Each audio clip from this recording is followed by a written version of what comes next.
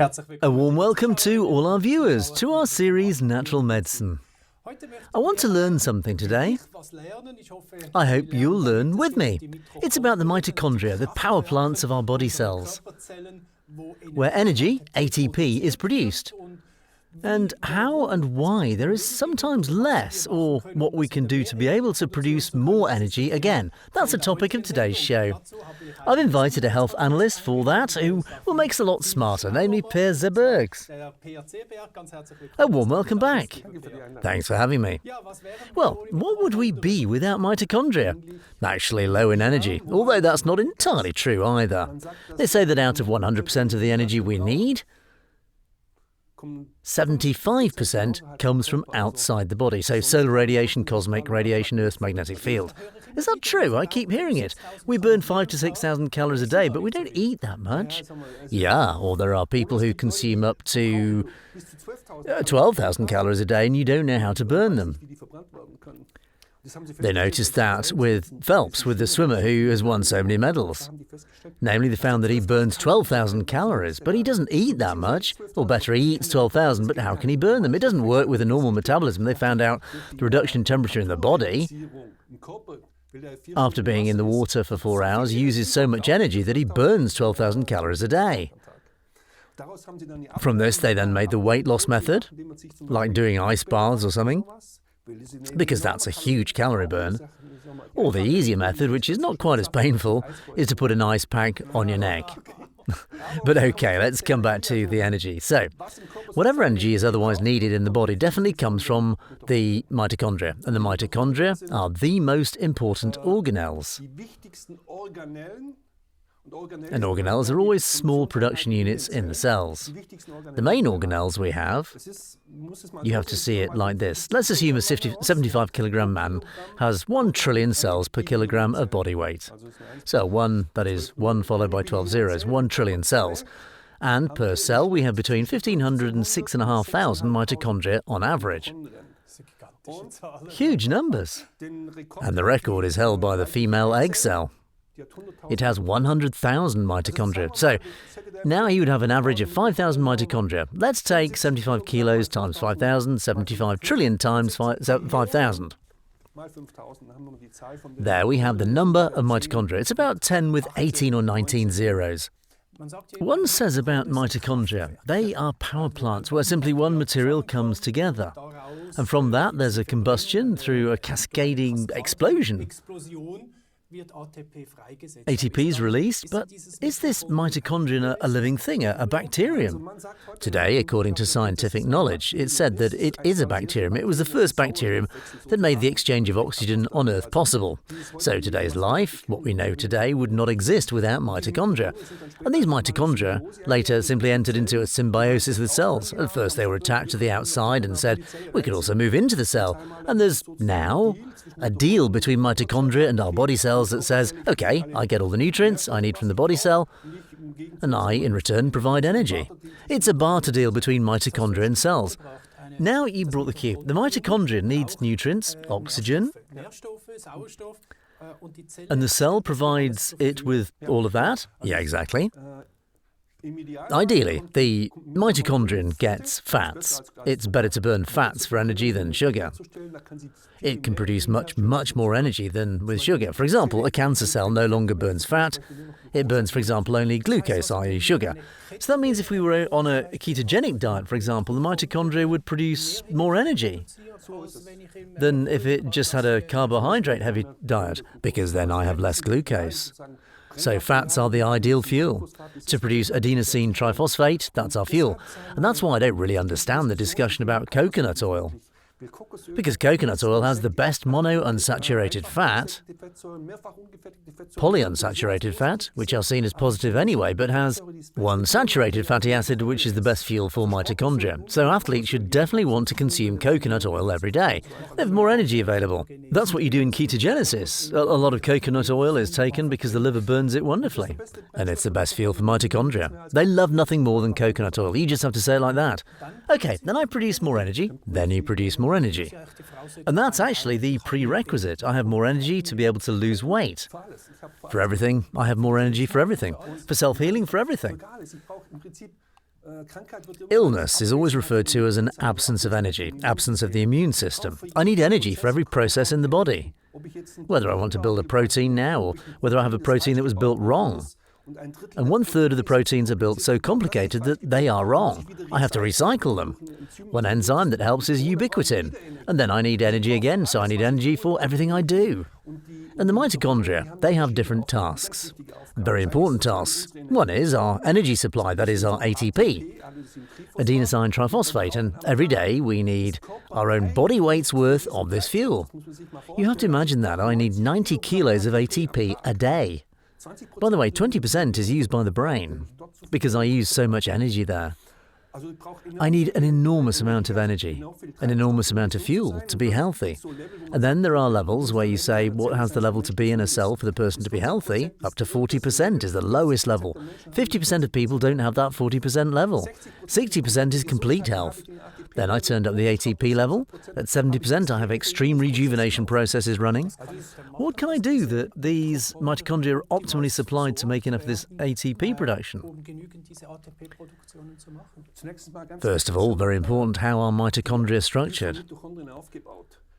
They have a lot of membranes around them, and a lot of toxins can accumulate in these membranes.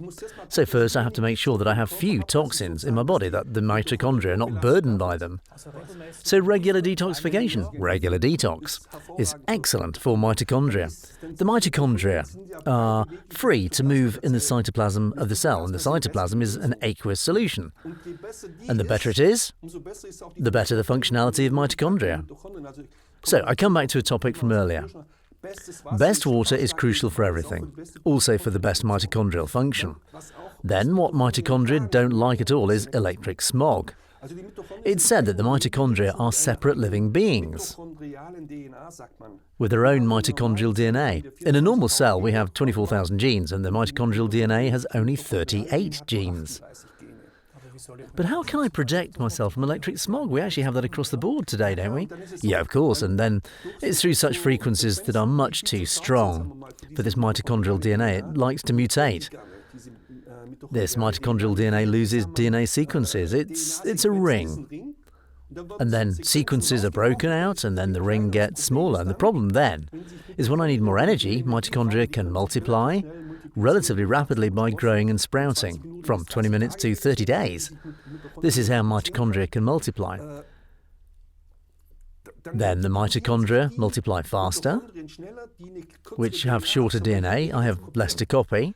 That means they'll take over the majority sooner or later and work less efficiently. They don't produce that much ATP, so I have to see that I get rid of the bad mitochondria, also through aging processes, through alcohol, electric smog, through toxins in food. Hyperacidity is also a disaster for mitochondria. It's a really bad thing for them. They're getting worse and take over the majority. So what can I do there? Okay, then the ketogenic diet is good. Diet is definitely very, very important. I have to supply energy. I can do that with something in technology like the cell tuner. But the best way to revitalize mitochondria is with oxygen training. And how did you come up with that? I always ask the question, do you know who was the first man in space? Not who was the first to walk on the moon. Who was the first man in space? The Russians. Yuri Gagarin is the supposed answer. If you do a little research, however, he's the first one to come back alive. Why is that? Because the living conditions in space are unbelievably life-threatening. Within 24 hours, I have an increase in heart volume. I have no gravity. I'm exposed to cosmic rays, almost unprotected too. I no longer have Schumann frequencies, which is required for orientation. And bone loss also begins within 24 hours. Minerals are pulled from the bone, and then the stress. Am I coming back or not? The first were all dead. So they thought in Russian space medicine, what are the most stable mammals that we can find? What are they doing differently? How can we then use the know-how of nature for ourselves? I would say bionics.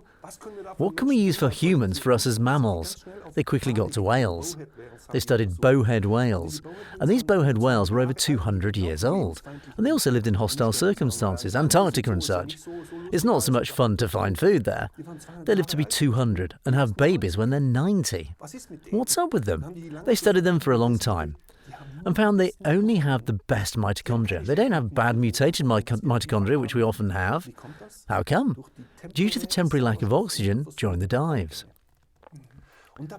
And here's what happens.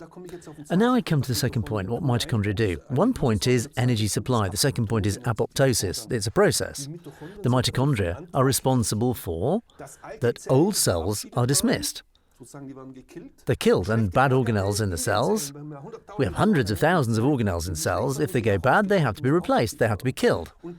And in the production of adenosine triphosphate, they also produce free radicals, which the body itself wants. Then they have a weapon against the aging cells that are no longer allowed to remain, because they could then perhaps become a cancer cell or otherwise have poor function. They have to be able to kill them, and they must be able to kill organelles that can no longer do their job, and for that they need this weapon, these free radicals. Now that comes in handy again with this hypoxia. This is oxygen deficiency on these dives now. Or we can simulate it at my cell energy centre with oxygen training. It's called intermittent hypoxic training. But that has to be very sophisticated. The interval, what happens there? I put so much stress on the whole mitochondria, a lot of energy is needed. They have to produce a lot, so they produce a disproportionate number of free radicals. And now comes a trick. They're still healthy mitochondria. They are called wild-type mitochondria. I always call them easy rider, I just think that's cool. They still have a biological defense. They have an enzyme that neutralizes these free radicals. And the mutated mitochondria have usually lost this enzyme. That means they don't have a weapon anymore. They're killed by the free radicals that they have produced themselves. That means I lose the bad mitochondria, but then I have to eliminate them via detoxification measures, because it's then cell waste or mitochondrial waste. I have to get them out of the cell. I need extremely good water. Hexagonal water helps me there. And then I only have the good ones left. And this wild-type mitochondria, the good ones, multiply from 20 minutes to 30 days. Then the stock of mitochondria is replenished, but with good mitochondria. And they produce a lot more ATP. And the second effect of this oxygen training is that the previous mitochondria, wild type, also work more efficiently. And then they can produce a lot more adenosine triphosphate with the same amount of glucose and the same amount of oxygen, the same amount of fat, and they do other clever things. During the producing process, they also produce electrical energy, plus they attach photons to the second adenine chain of adenosine triphosphate as information. And this is perhaps even the main task. Well, they communicate with all the other cells, with other mitochondria, are attaching information, generate electrical energy, and generate adenosine triphosphate. They have a variety of tasks, and we cannot live without good mitochondria. But when the mitochondria are working well, I have a rejuvenation rush. Well, I'd like to briefly summarise again, because the whale regularly dives down, goes into oxygen deficiency, comes back up, and through this up and down relationship, these mitochondria that are weak and have no defences, no free radicals, will be eaten up, destroyed by their own free radicals, and the healthy mitochondria, they need some time to multiply, but they're triggered to work even more efficiently as a result of the stress. And then we have enough energy, and that's how the whale stays healthy. That's how the whale stays healthy. So the reverse for us, instead of just going to the earth, we go high into the mountains. Exactly, so we stimulate. I have a device that Alberto Villoldo also uses, by the way. This is the most famous shamanic healer in the world. This is called IAHT from the company Cell Gym in Berlin, and it's very sophisticated for several reasons. That's an interval. I reduce for 5-6 minutes. I can reduce the oxygen level from 20.9% at sea level to the equivalent of 6,500 meters of altitude. You can also do less, because not everyone can take it. I only do 5-6 minutes, and then you get an oxygen oversupply. That means 36% oxygen.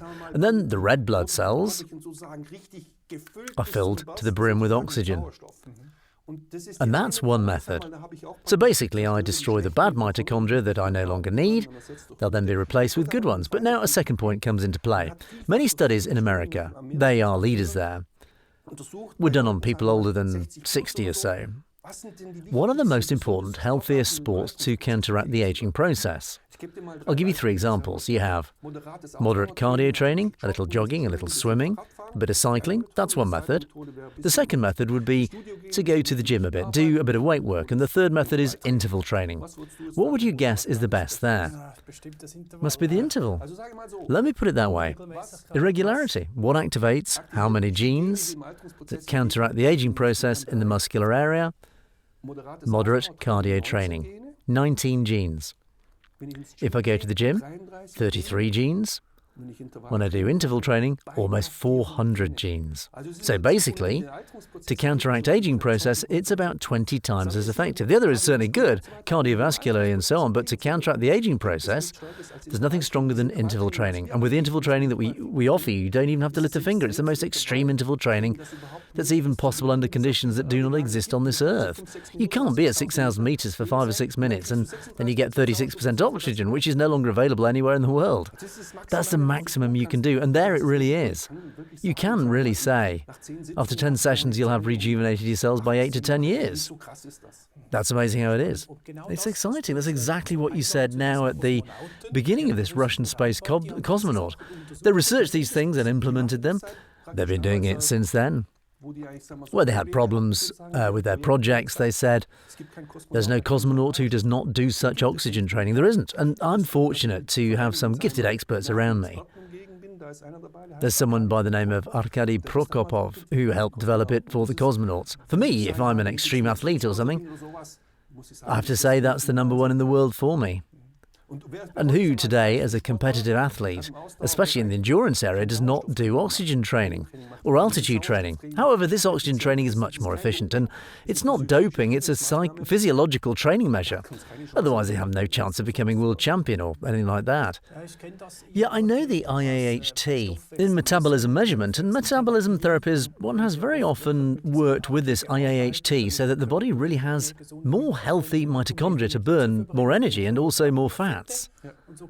And so you could use it very well to increase metabolic processes. But I think it's also used very often in top-class sport. Yeah, basically in endurance sports.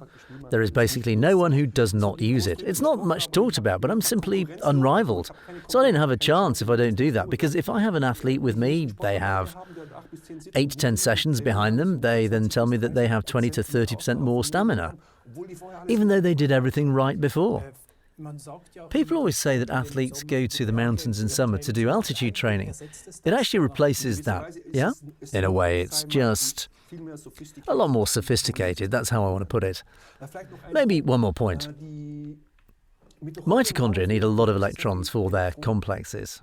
Electrons play a huge role as information carriers, as energy carriers. And it's still about how can I make more information, more electrons available. And I do that in my studio with this cell tuner. Because through the emergence of hexagonal water, real free electron bombs are made available. It's called electron plasma. And they play a huge role in mitochondrial function. You can see it, for example, when people have cancer. They have cancerous growths. Tumours grow very rapidly. They always say they grow so much because so many new cells are created. That's not correct. New cells are always created. Approximately 7 million new cells are created in every body every second. The problem is that the old ones don't go. This function of apoptosis no longer works. So the mitochondria don't kill them anymore. This apoptosis no longer works. That's why I suddenly have duplicate cells. What do I need there? I have to bring in electrons there. And then a German scientist, Johanna Budwig, created an oil protein diet to supplement electrons to this complex 3, 4, where the electrons are missing so that this apoptosis no longer works. I can also support this process by additionally generating electrons here, which then are available in the cells if I have hexagonal water in the cells. I'll show that again quickly. That means the mitochondria are now very strongly activated, supplied with energy. They get energy now without direct contact. It comes from outside. It comes from the outside. And what do the mitochondria do now? And they get the energy, and now? Well, they have now a good chance, if we're now talking about tumour cells, to change their metabolic process again to oxygen metabolism, and not to say stay in fermentation. It's always an oxygen problem, an electron problem. Dr. Otto Warburg, Medicine Nobel Prize winner in 1931, has already said, no disease can develop in an oxygen-rich basic environment. Not even cancer, he said. I had to see that I can get a lot of oxygen in. I get that by improving the flow rate of blood by using hexagonal water as a means of transport for nutrients and active ingredients so that I have a lot of electrons. Then the metabolism can change again. And exactly this citrate cycle. Complex 3 to 4 gets electrons if I have hexagonal water, so I have a good chance that it supports the body in other measures that I have to take to be completely healthy again. Does that also deacidify? That also deacidifies, of course. Hexagonal water is a medium for everything that has to do with water. Hexagonal water, very briefly. You said with this technology I can make my body water hexagonal, but also my drinking water. First of all, I can irradiate drinking water, 5 minutes is enough, then the drinking water is hexagonal. And I put it, for example, to the places where I have the most blood flow, where I have the most lymph flow. I hold it there and then my bodily fluids become hexagonal. And simply that you understand again how important water is, you have to address everything that you do in terms of measures. Our body is made up of 99% water molecules. Only every 100th is not a water molecule. The 100th is maybe a lot bigger. It can be protein with 1 million atoms, but only every 100th is not a water molecule. Yeah, well, that's exciting, and often this topic of water is not an issue in conventional medicine. It's still amazing, actually, because the most important way I can bring everything back into harmony can bring into the processes that the body can do everything. The body can do anything. And air and nutrition are often not an issue either. Unfortunately, that's how it is. So ultimately, personal responsibility is required. So we know we have a spirit. We have air, we have water, and we have nutrients, and that's what keeps us alive. And the more quality we put in here, the healthier we stay. Maybe 2 more points. Where are most mitochondria located? In which cell units are the most? In the heart, right? In the heart. 36% by volume of the cells are mitochondria. And synapses are even more. We have 1 trillion synapses connecting 100 billion nerve cells.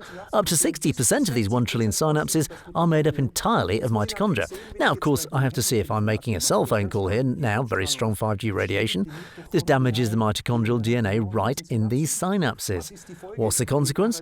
If I have heavy metal poisoning at the same time, or other poison storage, then I might destroy the protein sheath. So the myelin sheath is the insulating cable of the nerve fibers. And then inside I still have bad mitochondria. How should that end? The WHO says that in the future, every second person over 70 will have Alzheimer's or dementia or Parkinson's.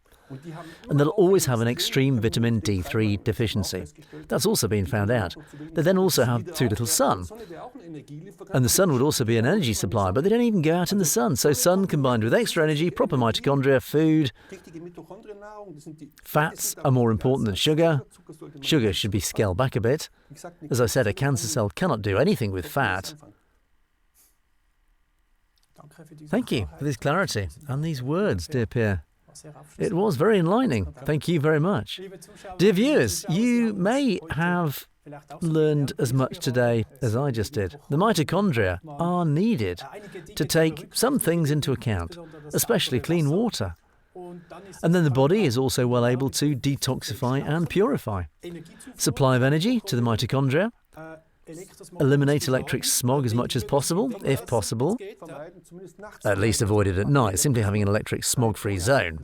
And stress also leads to high placidity. That's why it's also bad for mitochondria. So you have to be at least sleep stress-free. You definitely have to take care of that. Thank you. Have a stress-free night. Thanks for watching. See you next time.